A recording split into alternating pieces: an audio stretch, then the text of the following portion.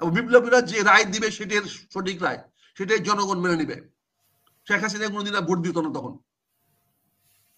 শেখ হাসিনা কখনো বাংলাদেশে ফিরে আসতে সাহস পেত না, এবং শেখ হাসিনা রাজনৈতিক দলের লোকেরা কোনোদিন এই দেশে রাজনীতি করতে পারতো না, জেদ দিয়েছেন।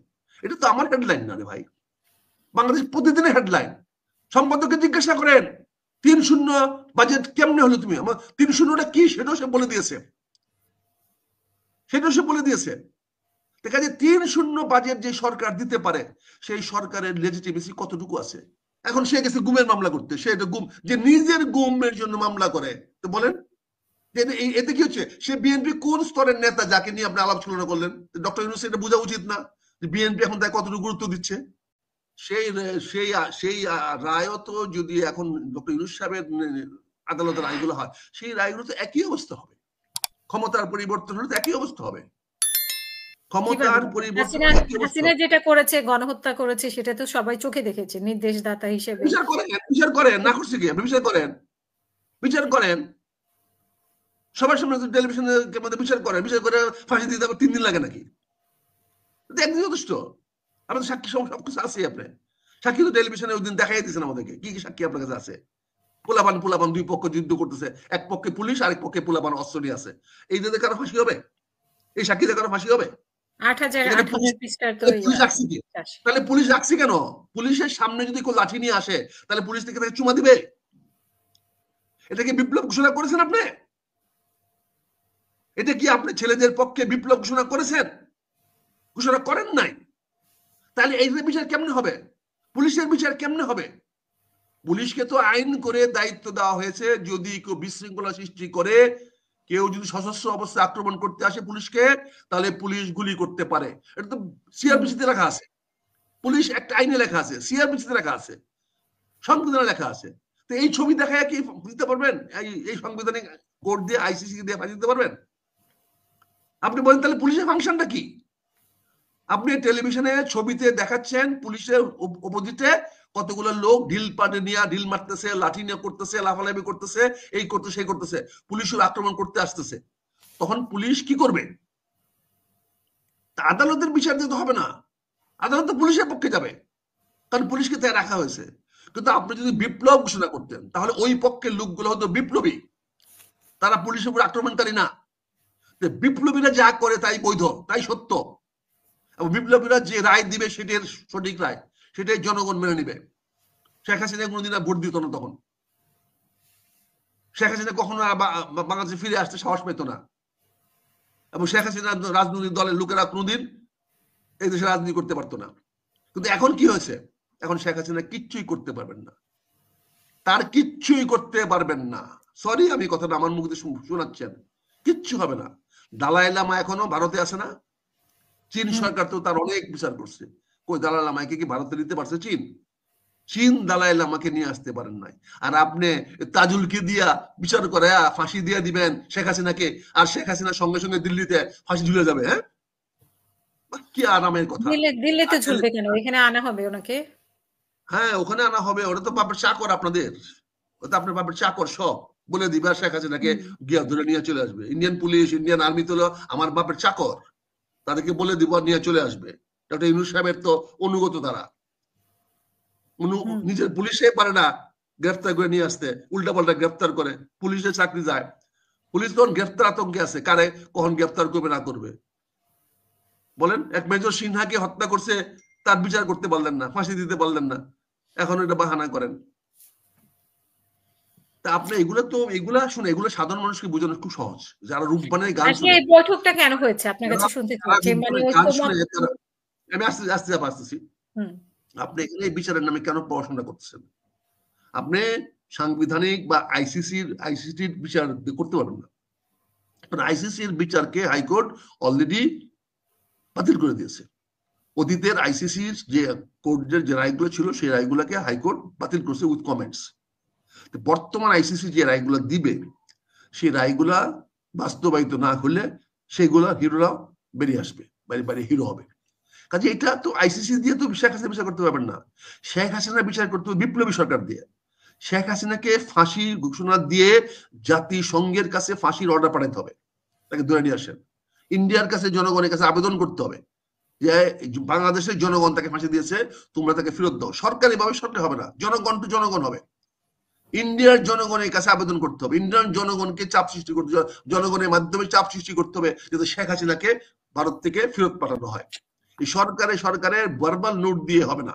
কাজে এই প্রহসন গুলো করছেন বলে আজকে আমি বলতে বাধ্য হচ্ছি এই সরকার ধান্দাবাজ। আজকে বিপদটা কোথায়? বিপদটা হচ্ছে এই পোলাপান ঘুষ খেয়ে দিচ্ছেন। তো ইনশাল্লাহ জুলাই মাসটা যাক, অগস্ট মাসটা যাক, জানতে যাক, তারপরে বিভিন্ন রাজনৈতিক দল দেশের তরুণ বাহিনী গঠন করবে।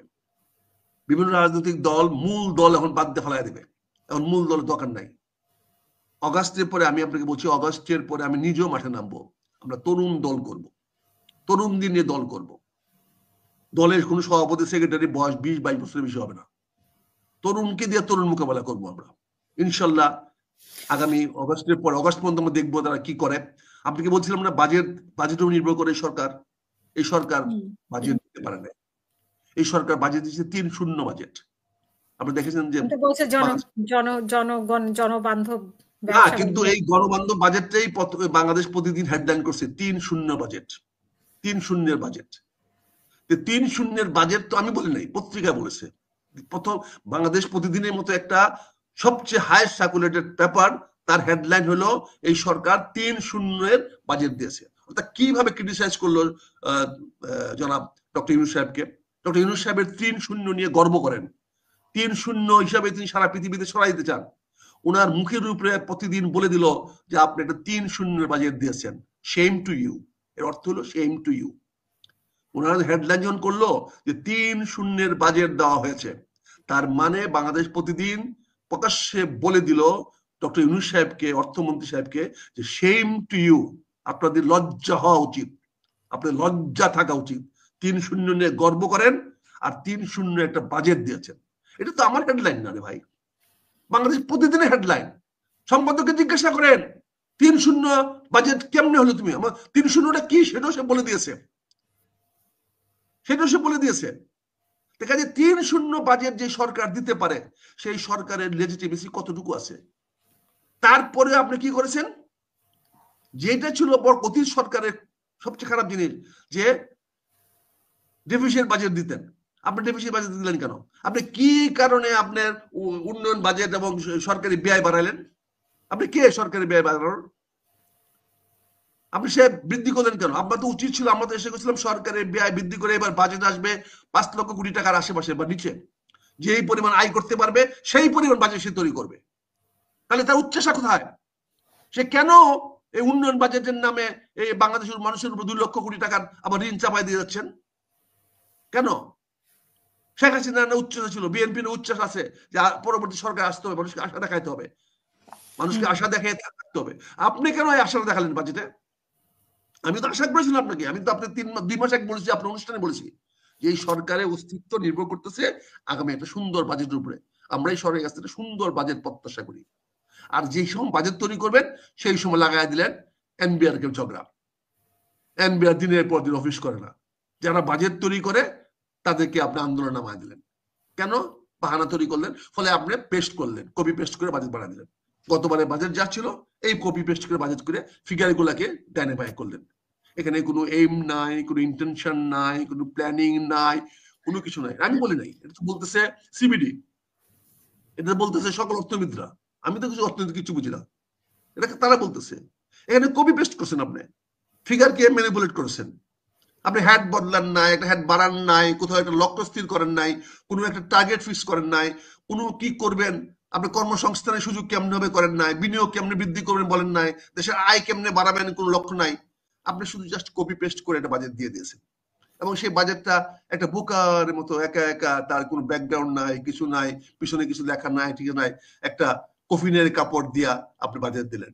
আপনি অর্থমন্ত্রীর পিছনে একটা কফিনের কাপড় লটকা রাখলেন, একটা কফিনের কাপড় লটকা রেখা আপনি একটা সাদা টেবিলের বসে বসে যেন মনে হচ্ছে পোস্টমর্টেম করতেছেন কারো দেহকে, উনি একটা বাজেট দিলেন। এগুলো সিম্বলিক, ইট ক্যারিজ মিনিং, এগুলো অর্থবহ, এগুলাকে আপনাকে করানো হচ্ছে অর্থবহ। You are dead man. এই বাজেট বাস্তবায়ন করার সময় আপনি পাবেন না, সেই সুযোগ আপনি দিবে না। মোহাম্মদী ব্যাগ যেমন শেহদুল্লাহকে বলেছিল সেই সুযোগ আর তুমি পাবে না পাপিষ্ট। নেক্সট জুন পর্যন্ত যদি থাকে তাহলে তো অবশ্যই সুযোগ পাবেন। আল্লাহ মাফ করুক, অসম্ভব জুনের অসম্ভব। 30 তারিখ পর্যন্ত যদি উনি থাকে তাহলে তো এই বাজেট শেষ করে যাবে। আল্লাহ মাফ করুক, এই সরকার জুন 30 পর্যন্ত থাকা অসম্ভব আরেকটা অসম্ভব। বাজেট বরং দিয়ে যেতে পারবেন। আমি কি বললাম বাবা? অসম্ভব অসম্ভব অসম্ভব, 3 বার বলছি, আবার বলবো। সেটা তো এই আপনারা সরকার বলছেন কিন্তু এই এনসিপি তো সরকার জুন সরকার পর্যন্ত থাকা, এই সরকার জুন পর্যন্ত থাকা অসম্ভব অসম্ভব অসম্ভব। এর প্রমাণ হলো এই বাজেট, এর প্রমাণ হলো ডক্টর ইউনূসের ওই জাপানের বক্তব্য, এর প্রমাণ হইল গতকালকে ওনার ফ্লপ সকল দলের নেতাদের সাথে কথা বলা। দেখছেন বিএনপির কোন স্তরের নেতা গেছে, বিএনপির কোন স্তরের নেতা গেছে? সালাউদ্দিন কাদের চৌধুরী, সালাউদ্দিন বিএনপি ক নম্বর শ্রেণীর সদস্য? সর্বকনিষ্ঠ সদস্য, সবার শেষে যার নাম সে সালাউদ্দিন গেছে। সালাউদ্দিনের বিএনপির কতটুকু প্রভাব আছে বলেন? যে তার ব্যক্তিগত মামলা করতে হয়, সে ব্যক্তিগত গুমের মামলা করতে হয়। তারপরে কোন এতদিন রাজনৈতিক নেতা মামলা নিজে মামলা করে? রাজনৈতিক মামলা করে? বুঝেন না এটা? এগুলো এগুলো ষড়যন্ত্র বুঝেন না? এখন সে গেছে গুমের মামলা করতে, সে এটা গুম, যে নিজের গুমের জন্য মামলা করে। তো বলেন এতে কি হচ্ছে? সে বিএনপি কোন স্তরের নেতা যাকে নিয়ে আপনি আলাপ করলেন? ডক্টর ইউনূস এটা বোঝা উচিত না যে বিএনপি এখন তাই কতটুকু গুরুত্ব দিচ্ছে, কাকে পাঠিয়েছে? যে এই লোক নিজের গুমের বিচার আপনার কাছে চাচ্ছে, আপনি তার আগে গুমের বিচারটা করে দেন, আগে তার গুমের বিচারটা করে দেন। অর্থ বুঝেন এগুলা? মানে বুঝেন? আপনার মিটিং এ তো সালাউদ্দিন গেছে, সালাউদ্দিন গিয়ে আপনার সে বলে আসছে, আর সালাউদ্দিন তো আপনার কোর্টে গিয়ে মামলা করেছে যে আমাকে গুম করা হয়েছিল অতীত সরকার, সে গুমে বিচার চাই। সে তো আপনার কোর্টে মামলা করে দিয়ে আসছে। এখন আপনি তার গুমের বিচার করেন। সে গুমের বিচার না করলে সে আপনাকে সমর্থন করবে কেন? আপনার সহযোগিতা করবে কেন? দেখছেন বিএনপি রাজনীতিতে কত দক্ষ। তারেক রহমান রাজনীতির সুপারম্যান এখন। He understand what will happen tomorrow. এখন কি বিএনপির একমাত্র বাধা শুধু এনসিপি, আর তো কোনো দল আমরা দেখছি না। এনসিপি বাধা হবে কেন? এনসিপি বাধা হবে কেন? এনসিপি তো নির্বাচনে বাধা প্রদান করছে যে। এনসিপি তো বাধা প্রদান করার কিছুই না। কিন্তু নির্বাচনে বাধার বিষয়টা তো এনসিপি থেকে আসছে। আমার বাসার সবচেয়ে ছোট্ট ছেলেটা সবচেয়ে বেশি নিউসেন্স ক্রিয়েট করে।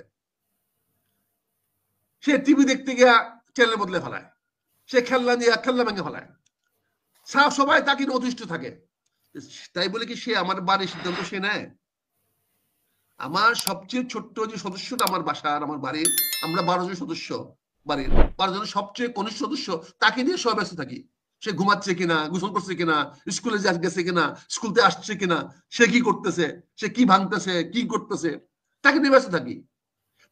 ওকে নিয়ে কি সংসারে কি হবে না হবে ওকে জিজ্ঞাসা করে রাত্রে দুপুরে ভাত রান্না করা হয়? ওকে জিজ্ঞাসা করে আমার সেরকমই তো হয়েছে। উনি তো পদত্যাগের কথাও ওই নাহিদকেই বলেছেন। সেরকমই তো। একটা লজ্জাহীন মানুষ যদি হয়, আমি তো আবারও বলছি, আমি ডক্টর ইউনূস সাহেবকে সম্বন্ধে কোন নেগেটিভ কথা বলতে চাই না। মানুষের লজ্জা শরম না থাকলে তো বলে